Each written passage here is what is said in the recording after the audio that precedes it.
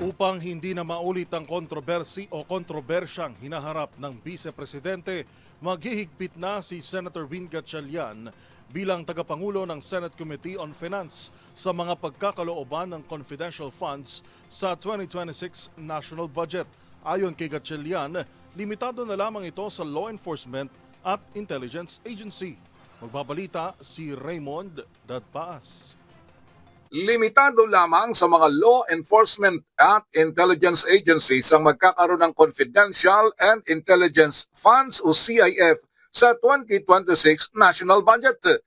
Itong binigyang katiyakan ni Senador Sherwin Gatchalian na siyang chairman ng Senate Committee on Finance. Ayon kay Gatchalian, hindi na free for all sa lahat ng ahensya ng pamahalaan ng bigayan ng Confidential and Intelligence Fund o CIF. Ibibigay lamang ito sa mga ahensya ng pamahalaan na may kinalaman sa law enforcement, gaya ng Philippine National Police, ang Philippine Drug Enforcement Agency o PDEA, Armed Forces of the Philippines, Philippine Coast Guard, National Bureau of Investigation at iba pang intelligence agencies.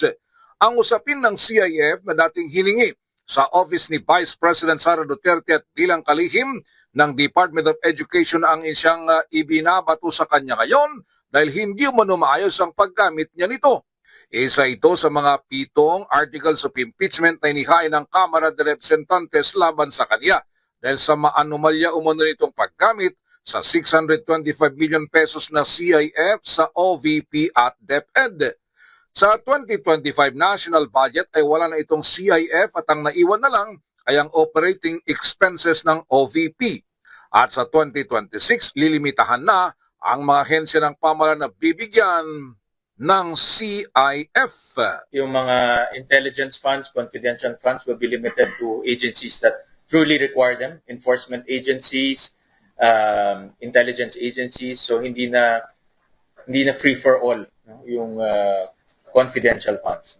So we will definitely be very strict pagdating sa confidential funds. So, agencies like PDEA or PNP, yan, yung mga enforcement agencies pwede sila. Pero kung yung mga left field agencies, hindi na tayo papayag dyan. Para sa MBC TV Network News, ito si Raymond Dadpaas ng DZRH, una sa Pilipinas, una sa Pilipino.